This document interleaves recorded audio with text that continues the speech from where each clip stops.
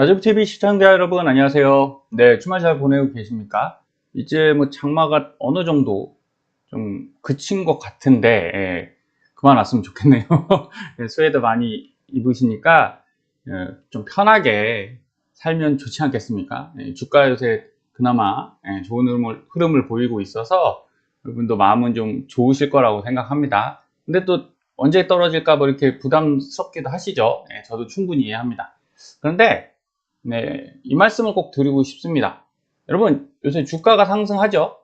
제가 볼 때는 첫 번째가 이제 유가가 하락해서 그래요. 많이 내려오다 보니까 이제 산업의 부담이 많이 내려갔죠.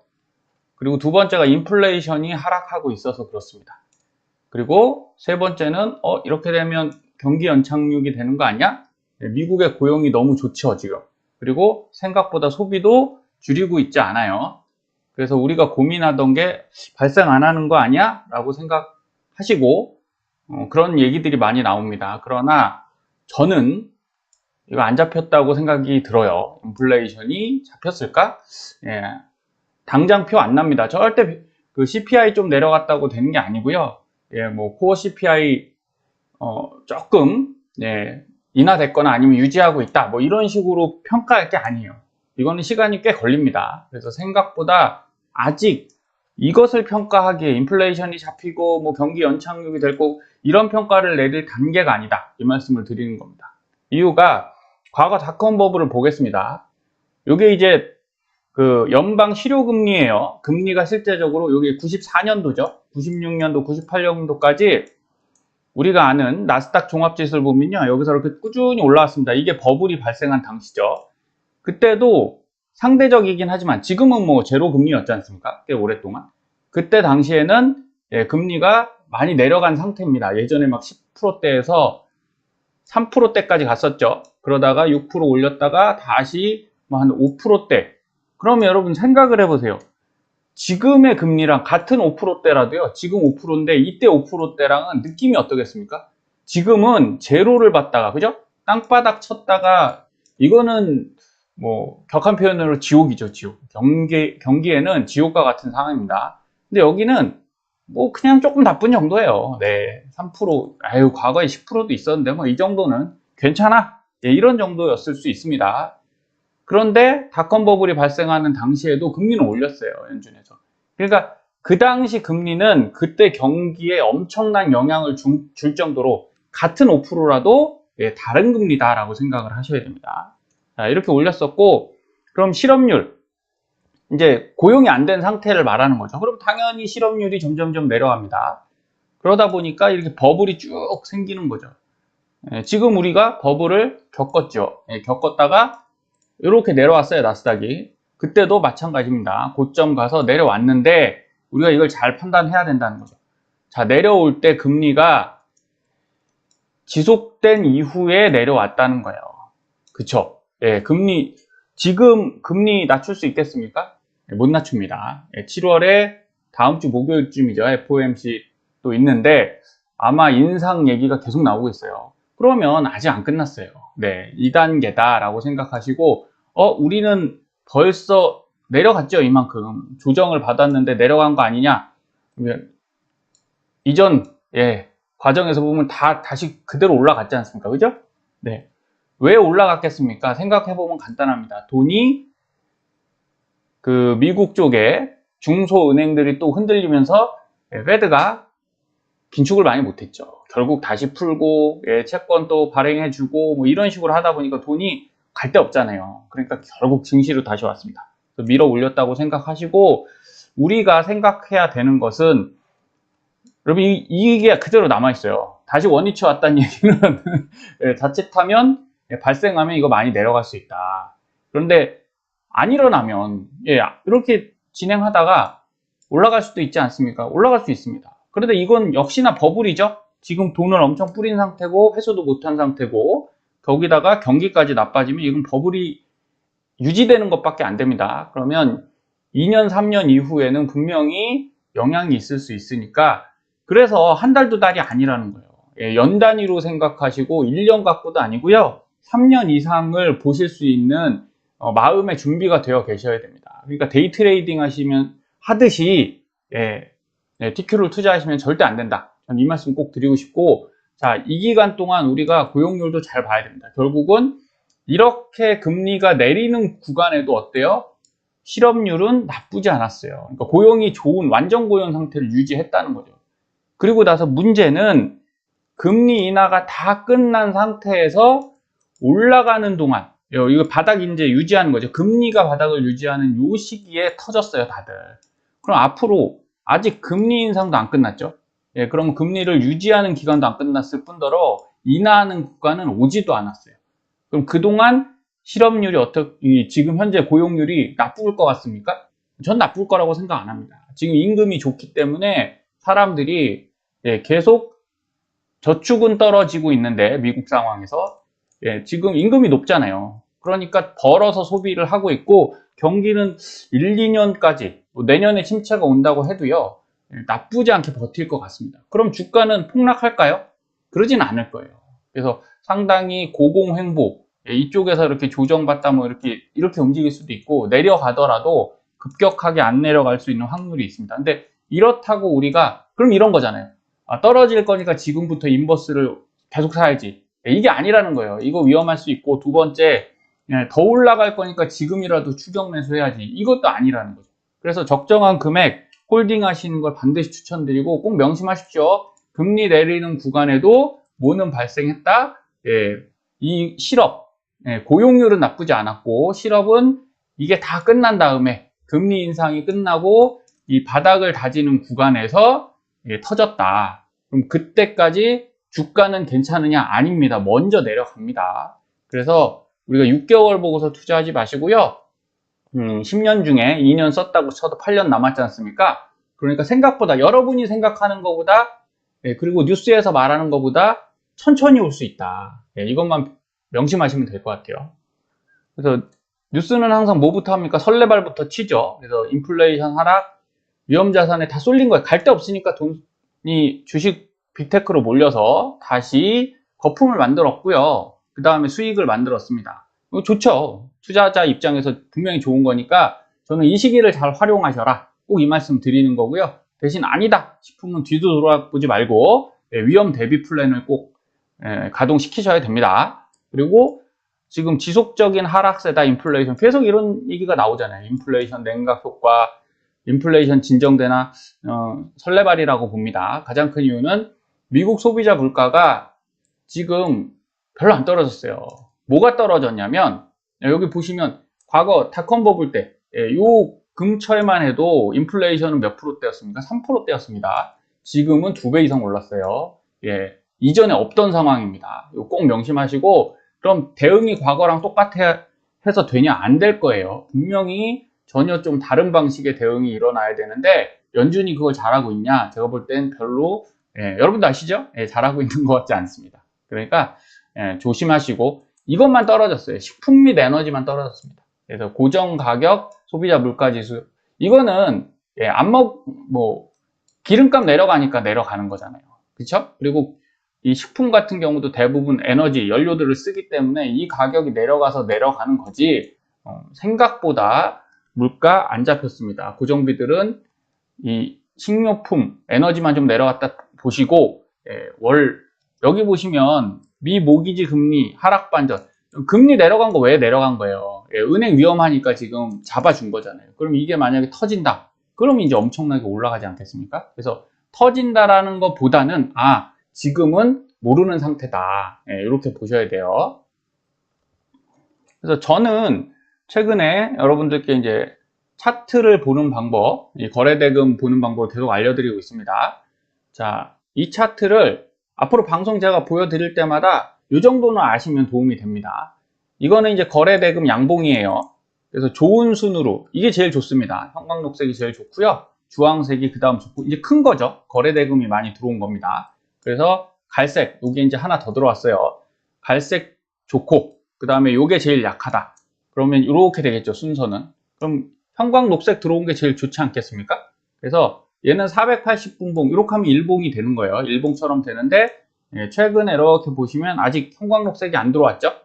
올라는 가고 있는데 이렇게 되면 엄청난 상승이 일어난다기보다는 이제 어느 정도 올라온 거죠. 여기서 나온 건 뭐예요? 대부분이 주황색이 나왔죠? 여기 보시면 주황색 나오고 이쪽 가보겠습니다. 자, 상승 이렇게 올라가잖아요. 그러면 이걸 꺾는 것이 뭐냐? 바로 음봉거래대금이에요. 음봉거래대금인데, 자, 이전엔 형광파랑 썼는데 좀 헷갈려서 얘랑 붙으면 잘 안 보입니다. 그래서 약간 파란색으로 바꾸고, 이거 두 개는 똑같은데 뭔 차이가 있나요? 요 위에 보면 까만색 점 있죠? 네, 요게 차이가 있습니다. 그래서 여기 성냥개비로 말하면 그 머리 부분이죠. 거기서 까만 점이 있냐? 그리고 얘는 없죠. 그러면 어떤 게 센 나쁜 그 거래 대금이냐? 요겁니다. 요게 엄청나게 센 게 들어와서 이제 이렇게 되면 주가가 어떻게 돼요? 이렇게 빠지는 거죠. 이렇게 빠질 수 있습니다. 그래서 잘 올라가다가 뭐가 나왔어요? 여기서 거래 대금 음봉 강한 이 검정색 점까지 찍힌 놈이 나오면서 내려갔죠. 그리고 나서 다시 반등하는데, 자, 양봉거래대금이 이런 식으로 작아도 밀려 올라가요. 작게 매수하면 올라갈 수 있지 않습니까? 그죠? 대신 크게는 못 올라가겠죠? 그리고 나서 이게 유지가 되려면 이런 식으로 중간에 양봉이 계속 나와줘야 됩니다. 그러면서 여기 음봉 나왔죠? 음봉 나오면서 한번 또 밀리죠? 밀리고 나서 여기 매수 신호가 떴어요. 그건 다시 말해서 수급이 들어왔다는 얘기고, 다시 양봉. 그러면 무너지지 않습니다. 이렇게 가고, 그리고 빨간색보다는 갈색이 더 세다고 했죠. 점점 세지는 추세죠. 빨간색, 갈색 점점 세지죠. 그러면 이렇게 밀려 올라갑니다. 그러다가 음봉 두 개 나오고 또다시 이만큼, 그럼 밀리겠죠. 그래서 요거 나오는 구간들 보시면 대부분 이렇게 밀렸다 가요. 눌림, 그쵸? 그리고 나서 다시 한번 쭉 올렸다가 여기 뭐가 나옵니까? 주황색에 이제 검정색 점 찍힌 애가 나오죠. 이거 상당히 강한 거래량입니다. 그럼 이제 고점 부근이면 어느 정도 왔구나, 이렇게 생각하시고, 그리고 나서 연속적으로 여기 어때요? 물론 중간에 양봉들이 들어오지만 결국은 추세거든요. 분위기가 어떻게 가느냐, 이렇게 보셔야 됩니다. 그래서 이럴 때 무너지고, 그럼 지금은 어떠냐? 지금은 여기 보시면 계속 음봉 발생하고 있어요. 그닥 좋다라고 보기는 어렵습니다. 그래서 검노선도 깼고, 근데 이게 480분봉인데요. 여러분, 이렇게 좀 바꿔서 보여드릴게요. 이게 900분봉입니다. 그럼 대충 이틀 정도를 이 한 봉이 표시를 하는 거예요. 그럼 그림이 조금 달라져요. 최근 것만 보겠습니다. 이렇게 보시면, 자, 여기서 매도 신호가 이렇게 떴죠. 매도 신호가 뜨고, 여기 보시면 파란색이 이렇게 나오죠. 그래서 이거를 480분 아까처럼 보면, 물론 연속으로 지금 나오고 있습니다. 나오고 있고, 자, 이렇게 쭉 내려왔기 때문에 지금은 하락으로 들어갔어요. 그래서 조금 위험합니다. 그래서 현재 상황에선 저는, 근데 이제 900분봉으로는 아직 안 갔거든요. 여기서 반등을 해주면 TQ가 다시 올라갈 수 있다고 보고요. 근데 현재 상황, 거래대금 상황에서는 떨어질 확률이 높겠죠. 그럼 얘를 뒤집으려면 어떻게 돼야 돼요? 이런 게 들어와야 되는 거예요.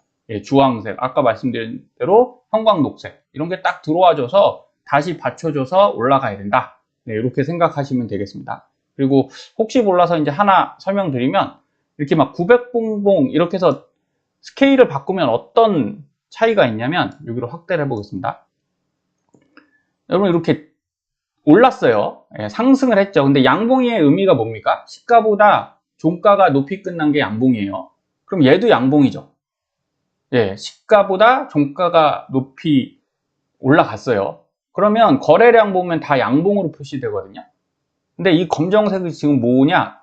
얘는 음봉이에요. 음거래대금. 양봉인데 왜 그렇습니까? 자, 잘 생각해 보시면 이유가 나옵니다. 여기서 시작해서 여기서 끝났죠. 그런데 얘는 어때요?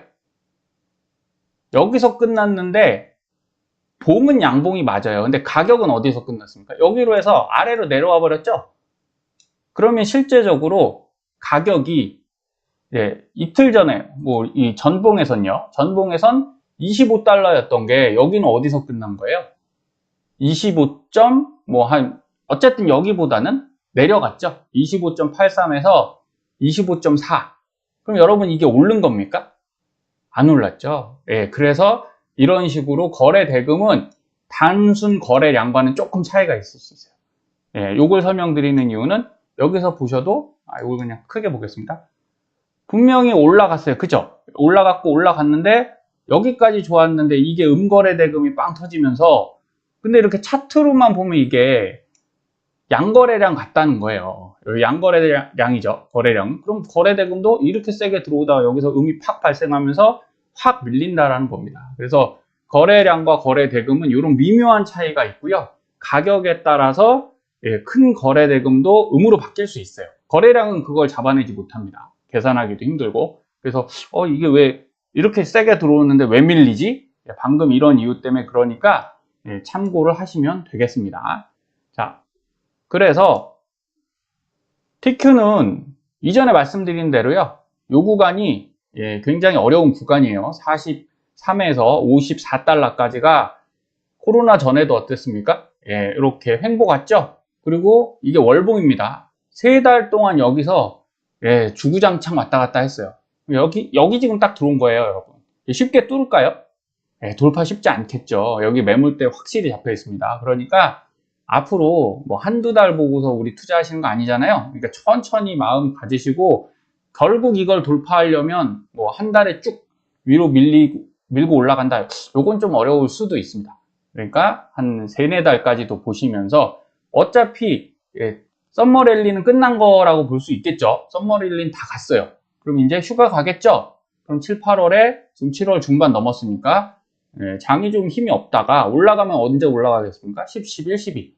그럼 그때 가서 여러분 승부 조금 보셔도 되겠죠?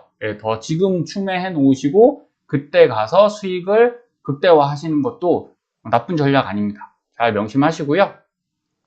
자, 저는 경기 침체는 뭐 지금 상황에서 올 수밖에 없다고는 봐요.